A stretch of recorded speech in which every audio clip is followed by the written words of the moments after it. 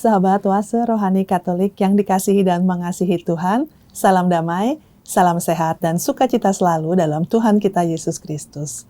Senang sekali saya Francisca Audrey bisa kembali hadir dan menyapa sahabat dalam acara kesayangan kita, Oase Rohani Katolik, edisi Pekan Biasa yang ke-22. Sahabat yang terkasih, Paus Fransiskus pernah mengatakan bahwa inti dari misi adalah bersaksi tentang Kristus, yaitu hidup, sengsara, wafat, dan kebangkitannya. Sahabat terkasih, senang sekali pada hari ini kita akan mendapatkan bimbingan rohani dari Romo Odemus B. Witono SY. Romo B, terima kasih Romo berkenan hadir dan memberi inspirasi rohani untuk hari ini Romo. Ya, Mbak Andre dan juga sahabat Oleka yang terkasih, salam sejahtera untuk kita semua. Terima kasih Romo. Sahabat Oase Rohani Katolik yang terkasih, seperti biasa kita akan mengawali perjumpaan kita pada hari ini dengan mengucap syukur kepada Tuhan dalam doa pembuka yang akan dipimpin oleh Romo B. Romo. Mari kita berdoa dalam nama Bapa dan Putra dan Roh Kudus. Amin. Tuhan Allah yang berbahagia, kami bersyukur atas segala rahmat yang Kau curahkan kepada kami. Berkatilah kami dalam merenungkan sabda-sabda-Mu. Semoga kami sungguh ke depannya semakin mencintai Engkau sebagai satu-satunya juru selamat yang menuntun kami ke jalan yang benar. Berkatilah acara ini Tuhan, ya Bapa, semoga bisa berjalan dengan baik dan juga menjadi inspirasi yang meneguhkan dan menguatkan kami. Demi Kristus, Tuhan dan pengantara kami.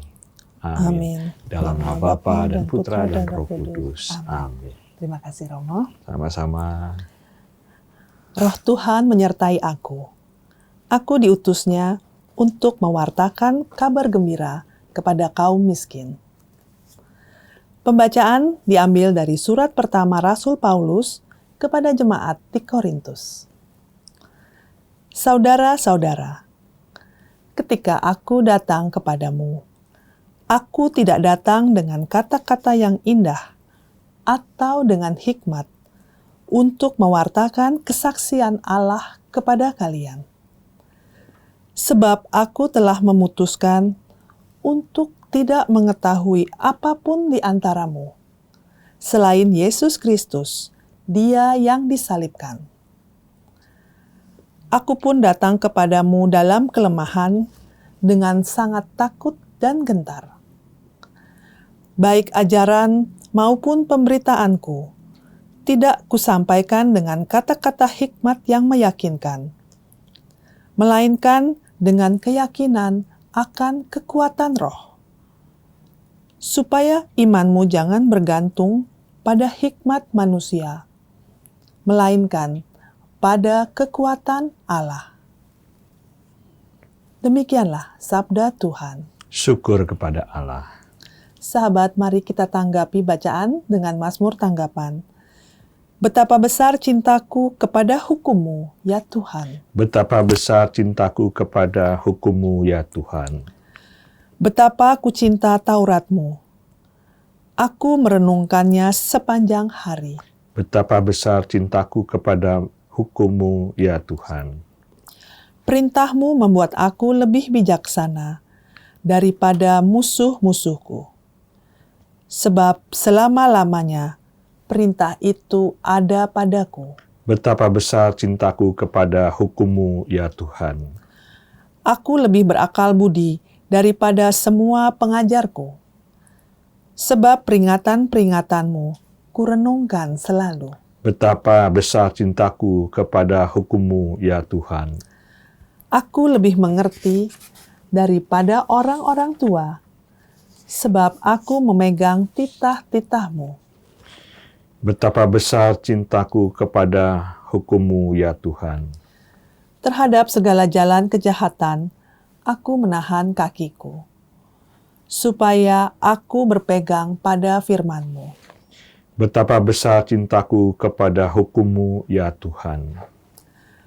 Aku tidak menyimpang dari hukum-hukum-Mu, sebab Engkaulah yang mengajar aku. Betapa besar cintaku kepada hukum-Mu, ya Tuhan. Sahabat Oase Rohani Katolik yang terkasih, sekarang mari kita persiapkan hati untuk mendengarkan pembacaan Injil. Haleluya, haleluya. Haleluya, haleluya. Roh Tuhan menyertai aku diutus Tuhan mewartakan kabar baik kepada orang-orang miskin. Haleluya, haleluya. Tuhan bersamamu Dan bersama rohmu, Inilah Injil Yesus Kristus menurut Santo Lukas. dimuliakanlah Tuhan. Sekali peristiwa, datanglah Yesus di Nazaret, tempat ia dibesarkan. Seperti biasa pada hari Sabat, ia masuk ke rumah ibadat. Yesus berdiri hendak membaca kitab suci. Maka diberikan kepadanya kitab Nabi Yesaya. Yesus membuka kitab itu dan menemukan ayat-ayat berikut. Roh Tuhan ada padaku, sebab aku diurapinya untuk menyampaikan kabar baik kepada orang-orang miskin, dan aku diutusnya memberitakan perbebasan kepada orang-orang tawanan, penglihatan kepada orang-orang buta, serta membebaskan orang-orang yang tertindas. Aku diutusnya memberitakan bahwa tahun rahmat Tuhan telah datang. Kemudian Yesus menutup kitab itu dan mengembalikannya kepada pejabat. Lalu ia duduk. Dan mata semua orang dalam rumah ibadat itu tertuju kepadanya. Kemudian Yesus mulai mengajar mereka. Katanya, pada hari ini genaplah ayat-ayat kitab suci itu pada saat kalian mendengarnya. Semua orang yang membenarkan Yesus, mereka heran akan kata-kata indah yang diucapkannya. Lalu mereka berkata, bukankah dia anak Yusuf? Yesus berkata, tentu kalian akan mengatakan pepatah ini kepadaku. Hai tabib, sembuhkanlah dirimu sendiri. Perbuatlah di sini, di tempat asalmu ini. Segala yang kami dengar telah terjadi di Kapernaum. Yesus berkata lagi, aku berkata kepadamu, sungguh, tiada nabi yang dihargai di tempat asalnya. Aku berkata kepadamu, dan kataku ini benar. Pada zaman Elia, terdapat banyak wanita janda di Israel. Ketika langit tertutup selama 3 tahun dan 6 bulan, dan ketika bahaya kelaparan yang hebat menimpa seluruh negeri. Tetapi Elia diutus bukan kepada salah seorang dari mereka, melainkan kepada seorang wanita janda di Sarfat, di tanah Sidon. Dan pada zaman Nabi Elisa, banyak orang kusta di Israel, tetapi tiada seorang pun dari mereka yang ditahirkan selain Naaman, orang Syria itu. Mendengar itu sangat marahlah semua orang di rumah ibadat itu. Mereka bangkit lalu menghalau Yesus keluar kota dan membawa dia ke tebing gunung tempat kota itu terletak untuk melemparkan dia dari tebing itu. Tetapi Yesus berjalan lewat tengah-tengah mereka lalu pergi. Demikianlah sabda Tuhan. Terpujilah Kristus. Romo B, bacaan hari ini kalau menurut saya ya Romo ya, agak susah dimengerti ya Romo ya. Nah, inspirasi rohani apa nih yang bisa kita dapatkan untuk bacaan hari ini Romo? Ya, Mbak Audrey, memang bacaan pertama kali ini kalau dibaca sepintas itu tidak mudah ya, karena kita perlu memperhatikan juga konteksnya. Jadi kalau surat Yesus, Rasul Paulus ya kepada jemaat di Korintus itu, kita perlu tahu dulu konteksnya ya. Sebetulnya jemaat di Korintus itu masih relatif muda ya. Jadi surat ini ditulis 4 tahun setelah jemaat di Korintus itu didirikan. Nah, Korintus sendiri sebetulnya bukanlah kota besar atau kota apa yang kita bayangkan, karena di tahun 140-an begitu sebelum Masehi pernah dihancurkan oleh pasukan Romawi. Baru oleh Kaisar Julius Caesar ya, baru dibangun kembali sekitar tahun 46 sebelum Masehi. Jadi artinya kota ini relatif sangat baru, dan mereka juga bertumbuh sebagai kota perdagangan yang dihasilkan utamanya adalah produksi keramik begitu ya. Nah, karena umat di sana masih relatif muda, ketika Rasul Paulus sudah di Efesus, dia baru menulis surat ini karena ya dia mendapat kabar bahwa di Korintus itu ada begitu banyak proses yang mungkin tidak kondusif ya bagi umat perdana. Pertentangan ya Romo. Iya, ada ya itu terpecah-pecah. Ini ada jemaatnya Rasul Paulus, ada yang pengikut Petrus, Apolos begitu ya.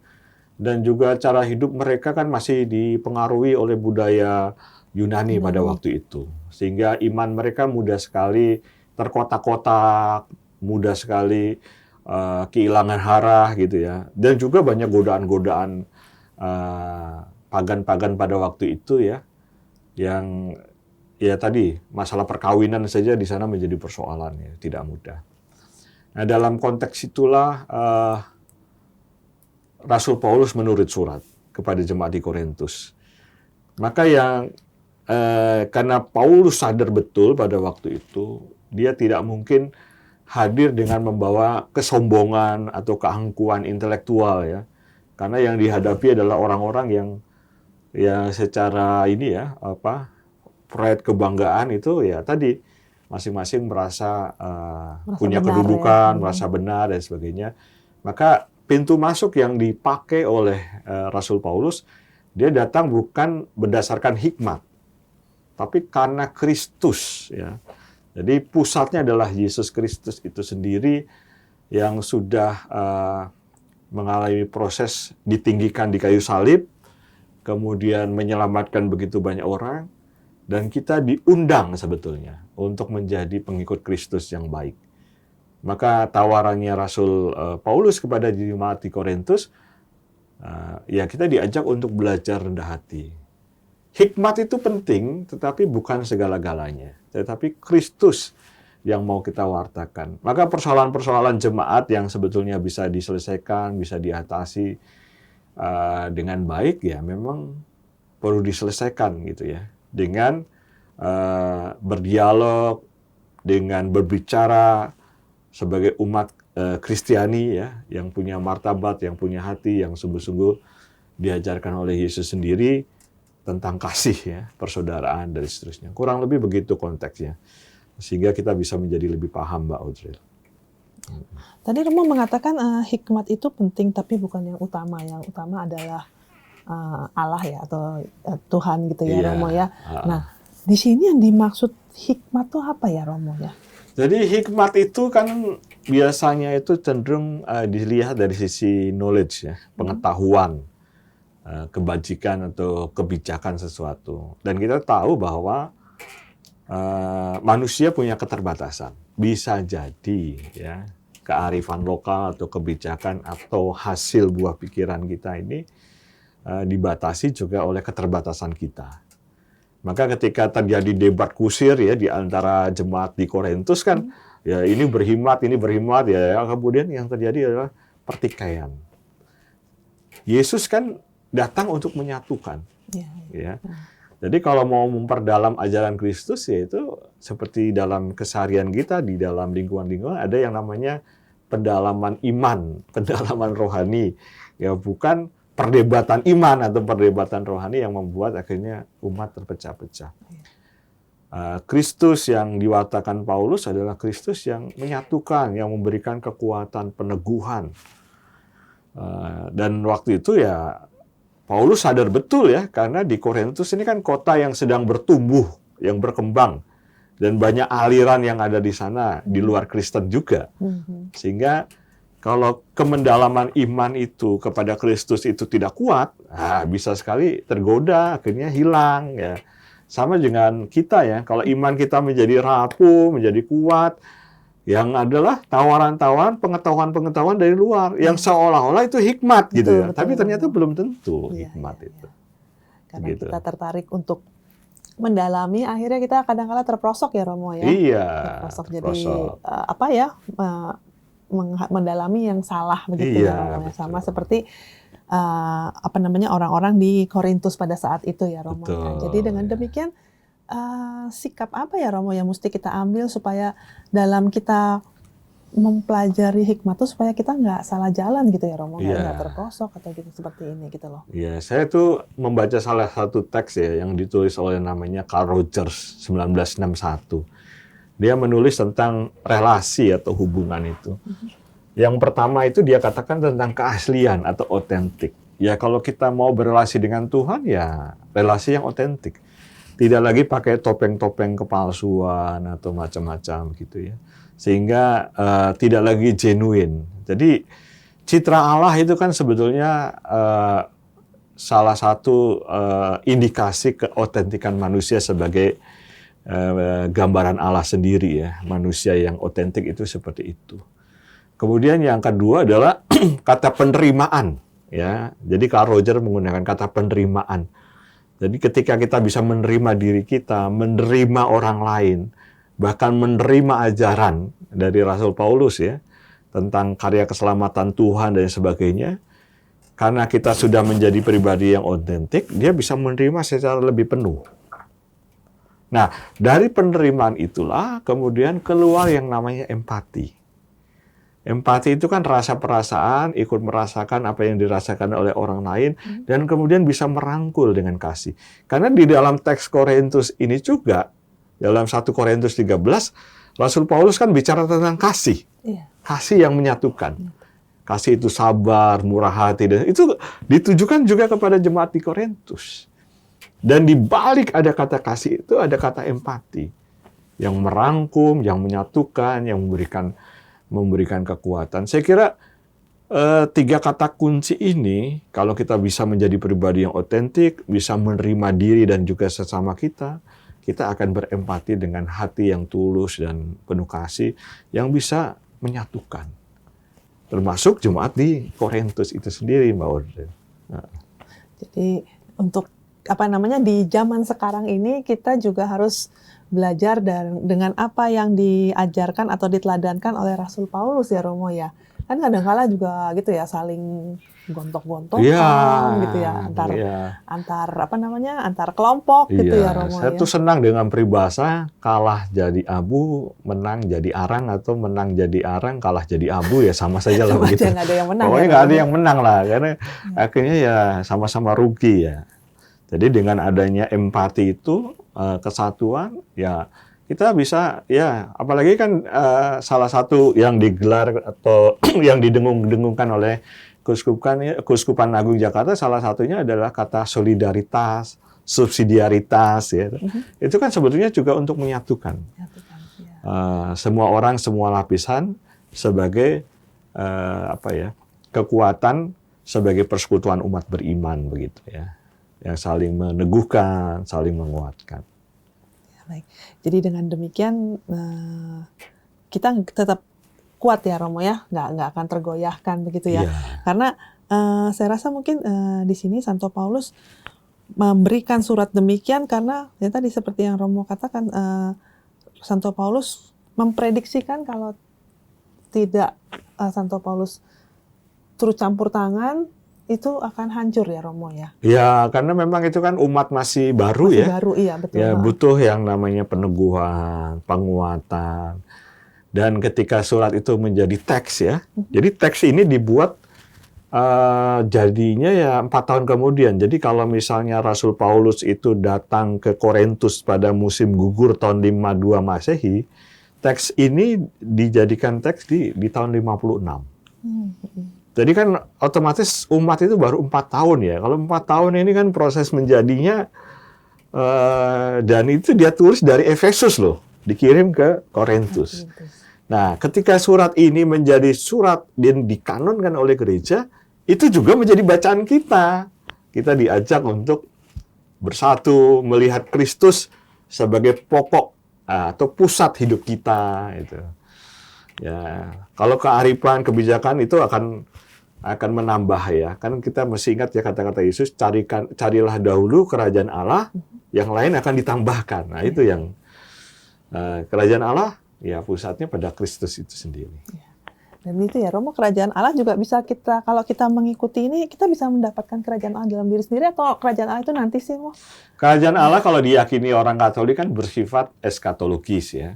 Sekarang ini boleh kita rasakan karena sudah ada kehadiran Kristus, dan nanti akan mendapat kepenuhannya di akhir zaman. Ketika kita dari muka ke muka ketemu Allah sendiri. Nah, karena perjuangan hidup kita ini masih panjang ya, kita dengan persekutuan umat beriman ya, sebagai jemaat ya, kita saling mengingatkan, saling mendorong sehingga menjadi satu kesatuan di dalam jemaat itu sendiri ya. Dan saya kira itu poinnya. Ya. Jadi kita memiliki, seperti yang tadi kata Romo katakan ya, kita memiliki berempati kepada orang-orang di sekitar kita, dan kita bersama-sama untuk menuju ke kerajaan Allah. Begitu ya Romo ya. Betul. Baik. Sahabat Oase Rohani Katolik yang dikasihi Tuhan, kita akan jeda sejenak untuk merenungkan inspirasi rohani yang disampaikan oleh Romo B di sesi pertama. Kita akan kembali di sesi kedua untuk mendapatkan inspirasi lebih lanjut dari bacaan hari ini. Tetaplah bersama kami.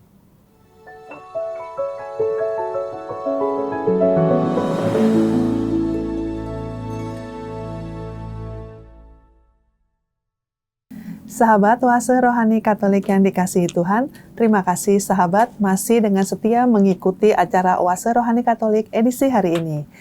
Bagi sahabat yang ingin sharing iman ataupun ada pertanyaan atau berbagi pengalaman, silahkan mengirimkannya melalui email ke orkkaj2021@gmail.com ataupun dapat dikirimkannya melalui pesan ke WhatsApp nomor 0881 0251 33438.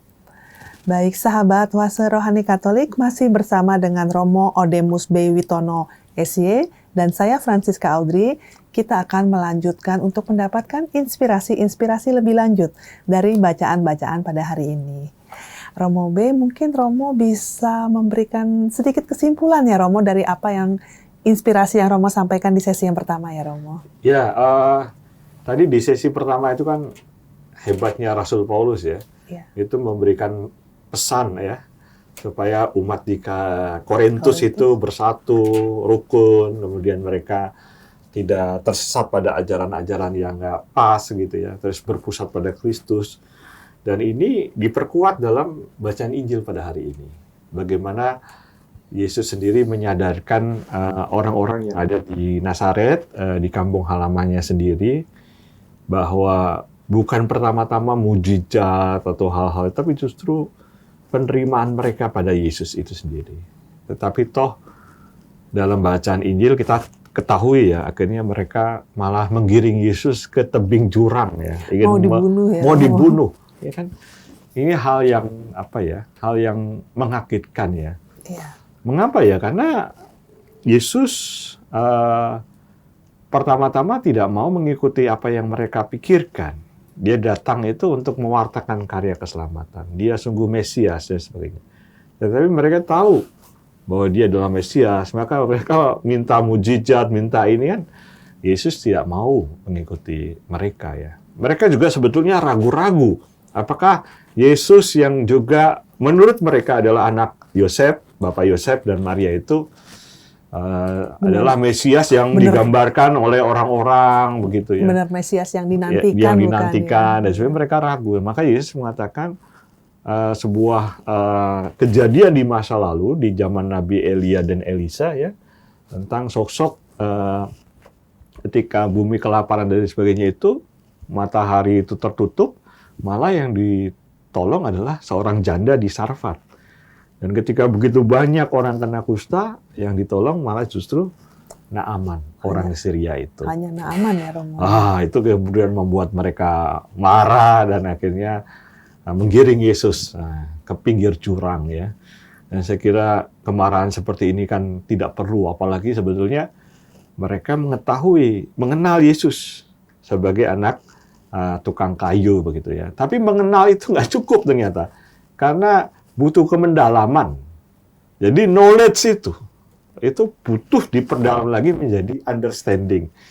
Ya, kalau umat di Nazaret itu levelnya sudah di understanding, saya kira mereka tidak lagi menuntut seperti itu ya. Apalagi Yesus hadir ketika membacakan Yesaya ini kan di sinagoga ya. Yang dikutip oleh Yesus itu kan Yesaya 61 ayat 1 sampai 3 itu ya. Hari ini ya tahun rahmat dan pembebasan begitu baik. Jadi Yesus sebagai pembebas, sebagai Mesias, menggenapi nubuat para nabi, itu yang ternyata tidak serta-merta diterima oleh sanak saudaranya yang adalah orang-orang di Nazaret. Begitu. Jadi pada saat Yesus mengatakan, secara tidak langsung Yesus mengatakan, atau secara langsung ya, Yesus mengatakan bahwa dia adalah yang itu ya, sebagai Mesias ya, Romo ya, yang digenapi dari Nabi Yesaya dulu itu dari ya. Nabi Yesaya, yang menjadi pembebas. Ya. Nah, Mesias itu kan yang membebaskan kita. Nggak perlu seperti di Yesaya kan ada tahun rahmat yang setiap 50 tahun, jadi nggak perlu ya. Jadi pembebasan itu sudah ada dengan kedatangan Yesus itu sudah kita sudah diberikan kebebasan, pembebasan begitu ya, Romo ya. Nah, terus Romo, tapi kan kadang-kala ya, kita kan seperti tadi Romo katakan, kita memerlukan understanding gitu ya. Langkah-langkah apa sih ya, Romo, supaya kita bisa mengenal dengan benar, dengan dalam, dengan akrab, dan bukan hanya cuma sekedar tahu aja begitu, Romo. Saya tuh ingat dengan kata-kata dalam Mazmur 119 ayat 9 ya. Di sana dikatakan, dengan apakah seorang muda mempertahankan kelakuannya bersih, dengan menjaganya sesuai dengan firman-Mu. Jadi firman Tuhan. Ya, dengan membaca firman Tuhan, kita mulai mengenal tuh Yesus historis dari mulai lahir sampai kemudian besar bahkan di kayu salib, kemudian bangkit ya. Kemudian naik ke surga. Seluruh proses karya keselamatan itu kita bisa lihat secara utuh. Berbeda dengan orang Nazaret pada waktu itu belum bisa melihat secara utuh proses karya keselamatan.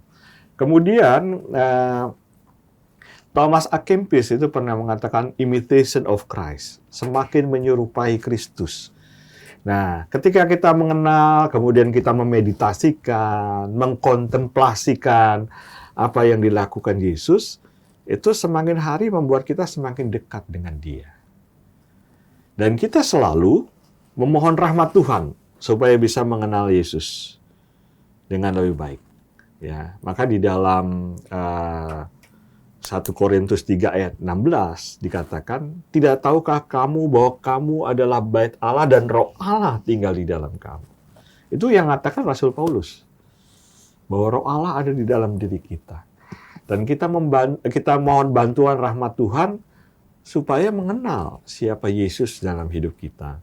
Sehingga kita tidak menolak, apalagi menggiring Yesus sampai ke pinggir jurang, tapi justru Yesus yang menemukan kita itu mendapatkan kita sebagai anak yang kembali kepada Dia. Anak yang sungguh-sungguh memahami. Dan catatan pinggir yang lain adalah, Yesus kan pernah mengatakan, aku tidak lagi menyebut kamu hamba, melainkan sahabat. Karena seorang hamba tidak tahu apa yang dilakukan oleh tuannya. Tapi sahabat itu mengerti. Dan sahabat itulah yang kemudian kita diangkat oleh Tuhan menjadi sahabat-sahabat Tuhan supaya apa? Supaya kita bisa memahami Yesus secara dekat. Dan kalau sudah semakin dekat, ya cara bertindak Yesus adalah menjadi bagian penting dari cara bertindak kita. Karena Yesus sendiri mengajarkan loh ketika di Getsemani. Bukan kehendakmu lah yang terjadi, melainkan kehendakku lah yang bukan kehendakku lah yang terjadi, melainkan kehendakmu lah yang terjadi. Ya. Itu doa Yesus. Jadi bukan kehendakku, melainkan kehendakmu. Ya mudah-mudahan sama dengan hidup kita, biarlah Yesus yang bertindak Ya kalau kita baca dalam Galatia 2 ayat 20 kalau nggak salah, bukan aku, melainkan Dia yang ada di dalam diriku. Ya, kemudian karena semakin memahami, semakin mengenal, semakin mengerti ya, Yesus, ya akhirnya kita menjadi orang-orang yang diutus, orang-orang yang siap diutus. Nah, peristiwa ini sebetulnya kan sebelum Yesus ke Nazaret, dia mempersiapkan diri berpuasa di padang gurun tuh. Iya, betul. 40 hari, 40 malam, baru setelah itu pulang kampung. Jadi Yesus sudah teruji oleh segala godaan-godaan setan ya. Di padang gurun itu, kemudian dia pulang kampung, dan kaget ya sebetulnya Yesus. Kenapa yang dilihat oleh orang-orang di Nazaret bukan pertama-tama Yesus sebagai Mesiasnya, sebagai pribadi, tapi justru dia bisa buat apa sih gitu. Dia bisa buat apa itu? Mujizat ini dan itu. Padahal Yesus secara eksplisit apa yang dikatakan dalam Yesaya 61 ayat 1 sampai 3 itu tergenapi. Hari pembebasan, tahun rahmat. Membebaskan yang buta tadi, yang menderita dan sebagainya di dalam kasih Tuhan.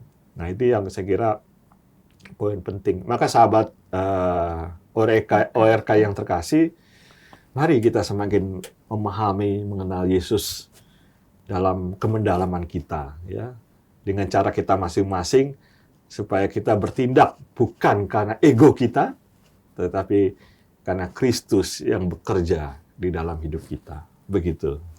Dan kita juga mengenal Yesus dalam perutusan kita masing-masing ya Romo, Betul, karena pasti berbeda ya Romo. Pasti berbeda. Cara Romo mengenal Yesus dan dibandingkan cara saya atau sahabat pasti berbeda karena sesuai perutusannya masing-masing ya Romo. Betul ya. Tuhan punya cara yang bagus untuk kita masing-masing. Ya, baik Romo. Demikian juga mungkin cara itu bisa kita pakai dalam kita berelasi dengan sesama ya Romo, dengan keluarga, dengan pasangan, begitu ya.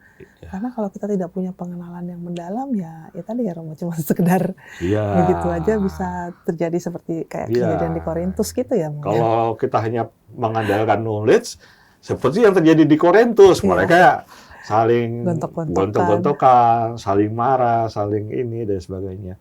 Tetapi kalau sudah saling memahami, saling mengerti, yang digali adalah semangat persatuan. Walaupun ya berbeda pendapat, walaupun mungkin ada hal-hal yang kurang klop, tetapi bisa saling mengerti, saling mendukung satu sama lain.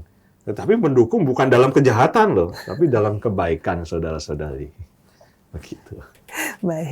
Baik Romo. Mungkin Romo bisa memberikan kesimpulan ya Romo ya dari bacaan kita pada hari ini, dari bacaan pertama dan bacaan Injil Romo. Kira-kira kesimpulan dan kira-kira apa sih langkah-langkah yang harus kita lakukan Romo untuk mengenal lebih dekat dan mengikuti ajarannya ini.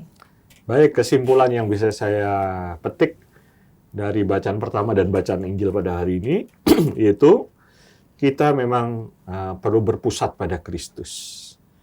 Maka kita tidak perlu memakai topeng-topeng kepalsuan, kita menerima ajarannya dan sebagainya itu, dan dengan empati ya, kita melaksanakan apa yang diajarkan Kristus pada kita, sehingga apa yang kita tawarkan adalah kasih persaudaraan, ketulusan, keikhlasan dan sebagainya, demi membangun jemaat, demi bagaimana hadirnya kerajaan Allah di dunia ini.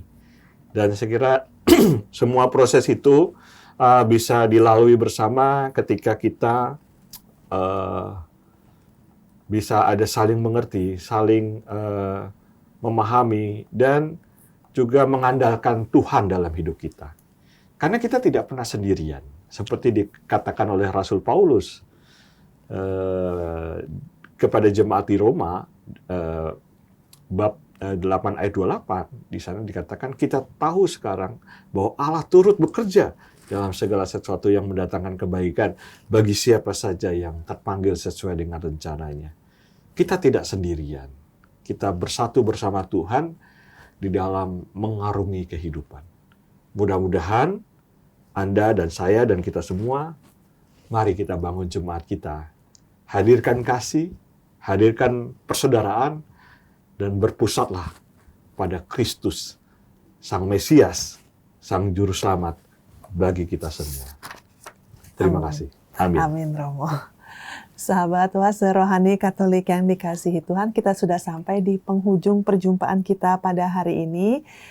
Dan seperti tadi pesan terakhir dari Romo B, kita harus tetap dan selalu menjaga persatuan, menjaga kasih dalam lingkungan kita dan memusatkan segala tindakan, pikiran, dan perbuatan kita pada Kristus untuk menghadirkan kerajaan Allah dalam hidup kita bersama. Baik sahabat, kita akan tutup perjumpaan kita pada hari ini dengan doa penutup dan berkat dari Tuhan yang akan dipimpin oleh Romo B. Silakan Romo. Mari kita berdoa dalam nama Bapa dan Putra dan Roh Kudus. Amin. Tuhan, terima kasih atas segala berkat-Mu yang Kau curahkan dalam pertemuan kita, dalam merenungkan sabda-sabda-Mu.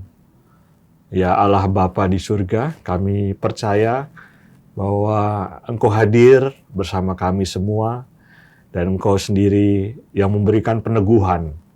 Berkatilah langkah-langkah kami selanjutnya. Semoga kami semakin dekat dengan-Mu, dan juga semakin bersatu sebagai jemaat orang yang beriman, umat Allah, dalam kesatuan hati dan budi dengan-Mu, sehingga kami dalam realitas keseharian, kami bisa dan dimampukan untuk senantiasa berbuat baik dan kebaikan. Demi Kristus, Tuhan dan pengantara kami. Amin. Dalam Tuhan bersamamu dan bersama rohmu. Semoga saudara-saudari yang hadir dalam kegiatan ini, dimanapun Anda berada, dan kita semua yang berada di ruangan ini, diberkati oleh Allah yang Maha Kuasa, Bapa dan Putra dan Roh Kudus. Amin. Terima kasih Romo. Sahabat Oase Rohani Katolik yang dikasihi Tuhan, Romo Odemus B. Witono SY, dan saya Francisca Audrey, kami pamit undur diri. Terima kasih atas kebersamaan kita pada hari ini. Selamat melanjutkan hari ini dengan penuh sukacita, selamat berbagi kasih, selamat berbagi, bertindak dan berempati dan mengasihi sesama kita. Sampai jumpa.